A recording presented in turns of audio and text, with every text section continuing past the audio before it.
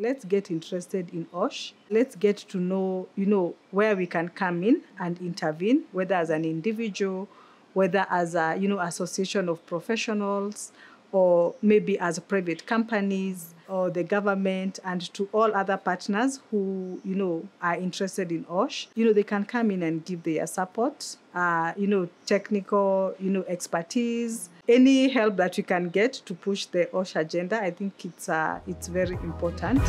I'm Vivianne Boaz, and this is the EHS Unplugged podcast, the show where we share tips on home and workplace safety, environmental sustainability, and health and wellness tips. Join us as we explore these topics with industry experts and learn to create a safer and healthier world. Welcome to another episode of the EHS Unplugged podcast.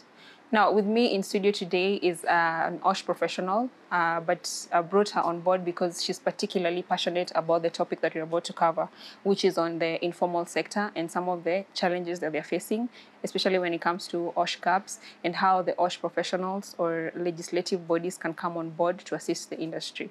So if I introduce her, I would be doing her a disservice, so I'm going to let her take the floor and introduce herself. Karibu sana, Gladys. Thank you so much, Vivianne. I'm Gladys Nyaga, practicing OSH professional in Kenya. So currently I'm working in the telecom industry and also getting involved in a few projects here and there. I also do mentoring of upcoming health, safety, and partly environmental professionals. And the reason I'm here today is actually, to get the word out there on OSH, how we can really support the informal sector. So, Gladys, let's just dive in because for me, I know you're passionate, I've mentioned that, but I feel that the informal sector is contributing so much to Kenya's economy, right? And there's so many people who are employed in this sector of our economy. So maybe if you could just tie that to, why we should be investing in OSH, the fact that this is a big industry that is employing women, it's employing our youth. Mm-hmm. Why should we be having, OSH professionals coming on board to assist? So if you look at the country right now, not everyone can be absorbed into the formal sector. And actually, you hear a lot of, complaints on unemployment. Mm. So you will find that most people who've not had an opportunity to work in the formal sector will definitely find themselves in the informal sector. Trying to do something that can generate money for them, because at the end of the day, even if you are not employed, you really have to keep going. So if you are to go and have a conversation with someone who doesn't know whether they have money to meet the needs for that particular day, then it becomes a problem. Because if you look at the Maslow hierarchy of needs, you need to start at the bottom. So you need to meet the basics, then now you progress upwards. If you look at the informal sector, there's quite a lot that needs to be done. I feel awareness is very key. So they need to understand, why do we have to have a discussion on their health and their safety. So we start from there. Then progressively you move and see, how can we come in and support, the informal sector? Because at the end of the day, if something happens to these people in the informal sector, remember, they have people in the formal sector, and at the end of the day, these people will be required to support them. So we need to just ensure that in the OSH conversation, no one is left behind, whether you are in the informal sector or the formal sector. Yeah. That's a very good point because even if you look at the formal sectors and you analyze those sectors closely, you'll find that they're all in one way or another supported by these informal sectors. And that's why I was insisting that we need to actually invest in this industry in terms of OSH. So let me ask you this. Why do you feel, I feel that our OSH legislations do not cover the informal sector. And I wonder why that's the case. When this is, as we've clearly mentioned, it's an industry that's contributing to our economy. So why not, have laws in place that protect these people? So if you look at our OSHA Act, that is the 2007, they talk of the occupier and then they talk of the employees. And, the informal sector is very unregulated. Actually, some of them, they're not even accounted for. some are not even in the system. So I think in terms of the legislation bit, I think there's a lot to be done. Like I remember sometimes back for the motorbike, they have to form an association. So maybe that will be a starting point because, association, they bring people together. And if you're pushing, your agenda as a group, people will listen more than when you're pushing it as an individual. So within those associations, I think that's where the conversation can come in. They can be able to, talk to relevant authorities and see, how maybe laws can be reviewed to include them. Do you think they need, someone to be leading this conversation? Because, like the other day, we were talking about normalization of deviance. They've been working the way they've been working, and nothing has happened. One person will tell you, I've delivered so many projects, and there was no incident. Nothing happened. So who can lead this conversation to ensure that these guys are brought together, to be able to pinpoint, these are the hazards we are facing, these are the risks, and you guys as OSH professionals can, now propose controls. So who, in your opinion, should be leading this conversation for this sector? I think the person who should be leading is the professionals in the industry. I know we have workplace safety professionals of Kenya, and I know they are actually doing a lot with regard to, the informal sector. We have also the OSH Pro services. I think they do conferences. And actually, sometimes back, there's a study they were doing, and they actually give an intervention for the earmuffs. So I feel there's so much we can do. We only need to start, which we've already done. So that's a good step. We really need to collaborate more with the associations in the informal sector, because actually those people are organized, because they have the contributions they make on a daily basis so that, people can source for money. So when they are having those meetings, we can, request for, an hour for OSH professionals to go and do an awareness. In terms of intervention, what do they need? And, how can we come in and support? Also, we have actually other associations coming in. Like we have NTSA, they've done a lot on community safety. We have the Red Cross, we have the St. John Ambulance. There's quite a lot. Actually, the companies in the private sector, some of them really care about the community. I know sometimes back we were talking of corporate social responsibility, and things are changing, because even the investors, when they are coming in, they want to see, is there an impact on your activities to the informal sector or to the community? So OSH is gaining prominence. It will not be, business as usual, because if you look at the formal sector, we have people who are saying, like, we need to see, what are your arrangements with regard to OSH? But for the informal sector, yes, they do recognize, and they actually know the risk. Some of them will know, not comprehensively, but they know what should be done. But now the drawback is in terms of, finances. Will I finance to go buy a PPE, or I will, give priority to food, or maybe to, school fees? Yeah, there's quite a lot. Yeah. And then that brings me to my point. I mean, our economy is crazy hard right now. I mean, people are struggling to survive, right? So if I'm making that money, say I'm a welder, and I'm making that money from welding, the first priority for me would be to pay my rent, buy food, and take my kids to school, right? And then me as an OSH professional, I'm coming in and telling this guy, I need you to have earmuffs, I need you to have a face shield, I need you to have the gloves. And these things are costly, especially for welding, right? So, but do you feel that maybe some financial incentive would assist, with compliance? Yeah, finances would be good, but I am also from this school of thought that if you don't take care of yourself, then you will not have that opportunity to generate that money to take care of your family. So there has to be also that willingness from, the people from the informal sector to understand, why am I being told to do this? What am I being exposed to? Then in their day-to-day activities, they can see how best they can come in, and, if it's purchased, they can see how to go about it. But I also acknowledge finances is a big issue given the hard times we have right now. And that's why I'm saying that if there's an association, that can come in and assist. So let's say if I can give an example, like for farmers, I know there are companies who source materials, raw materials from the farmers. So as a company within your supply chain, how can you come in and assist, those farmers? If maybe they are using chemicals, are you able to, give an intervention for respirators?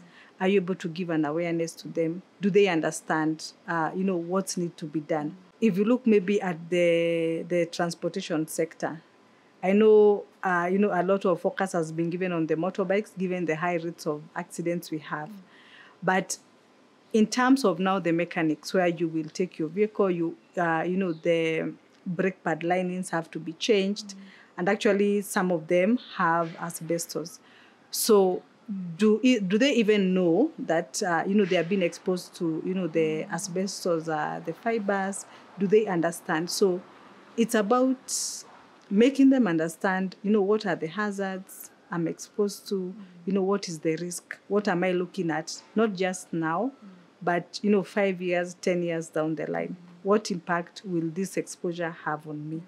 And the moment someone acknowledges that right now I'm okay, but the continuous exposure will have an impact maybe at my old age, they will see the magnitude of the problem, and they will actually even take initiative on their own as they await for any external support that may come in. But for the associations in Kenya, those people who are in OSH professionals, environment, there's so much we can do in terms of, giving awareness. And actually, I'm happy we are doing this podcast, because hopefully we can have more people come in, and we can, be involved in creating that awareness, among other interventions that may come along the way.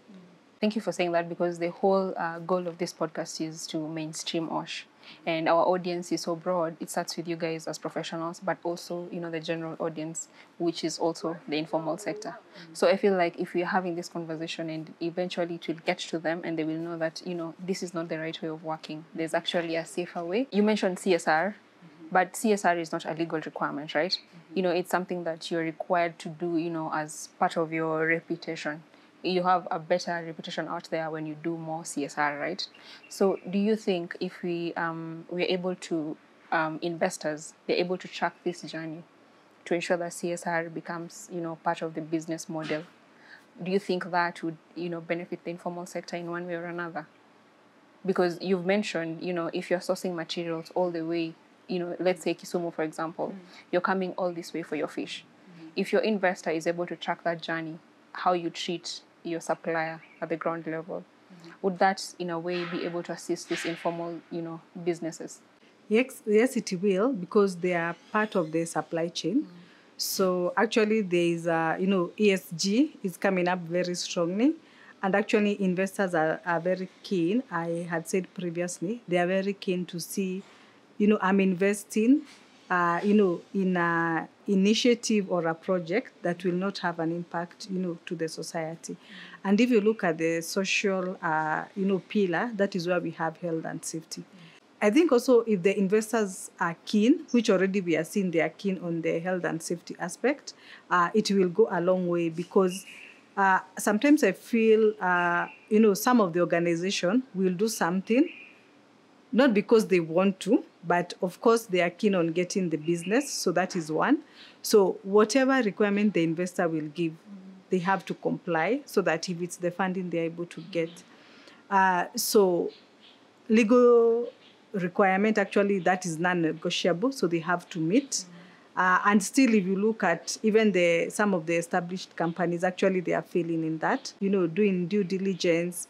And sometimes it's not about, about the investor or about the legal requirement. It's also the moral bit.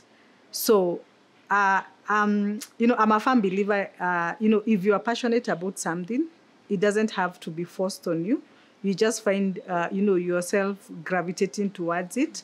So I think for me, I would just say, whether you are an individual or an association or a private company, it's up to you to see what impact you can give to the community apart from, your line of business. Yeah. So Gladys, we've talked about stakeholders. I think one of the things we would do is to, map all these stakeholders. But as you're coming in as an OSH professional, based on experience, usually there's that resistance. I mentioned before about deviance normalization. I've been doing this way. Why would you want to come and change how I've been doing it? Because this is an industry that is looking, at making as much money as possible within that time that they have, right? But if you're introducing, something new, which is safe working practices, some of them might be, resistant to change, right? So how do you think how best can we bring all these parties on board and ensure that they're still generating income as they were before, but now in a safer manner? Yeah. I think it's important to understand the business model and, how they go about their day-to-day activities. And, if you bring in OSH, you also need to understand why they will view it as, a deterrent to what they are doing, or maybe a delay into what they are doing.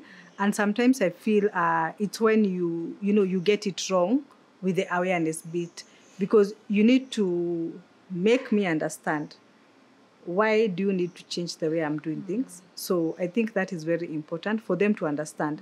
Why are we bringing in now the OSH aspect? Because, you've been there, maybe your parents were in that industry, you've come, you're still going on. But now there's this aspect of, OSH that is coming in. So it's for us to, to make them understand these are the impacts. And actually some of them can even relate maybe the injuries or maybe the ill health to the exposure, maybe of their colleagues. So it's for us to make them understand, why are we bringing OSH? What gains will I have if I embrace OSH? Yeah, what gains do I have? So that will be more of reduced incidences, in terms of, working procedures, maybe the equipment you check, some of them don't even have the guards. So if you tell them, I'm going to introduce this, and maybe someone will see, there's an arm, or maybe a finger that has been cut. Actually, when you interact with them, some of these incidences you're able to see. And if you get to understand the story behind it, you just realize, something somewhere did not go right, either because, they didn't have, the knowledge to understand, or they did but did not have, any intervention at that point. Yeah. Thank you for that. But how do we ensure sustainability? Like if you were to enter, the informal sector and, come propose all these very good, safe working practices, how do we ensure sustainability?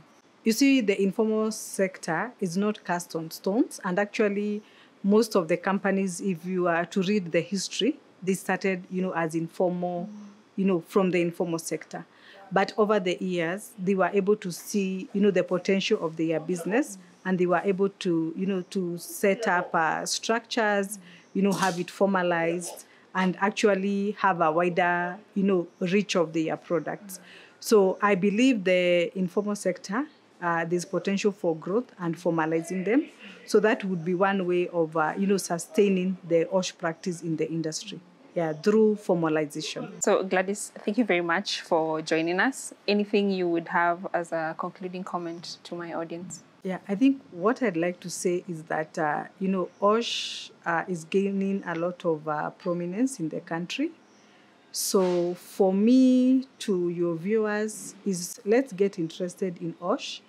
Let's get to know, where we can come in and intervene, whether as an individual, whether as a, association of professionals, or maybe as private companies, or the government, and to all other partners who, are interested in OSH.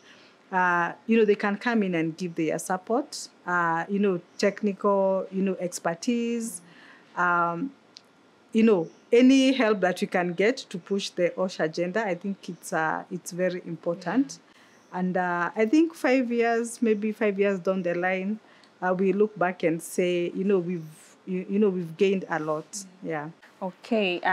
Thank you very much for joining us, and thank you for sharing your knowledge. about this informal sector, which I think is, as we mentioned, is key to our economy. So thank you very much for joining. Thank you.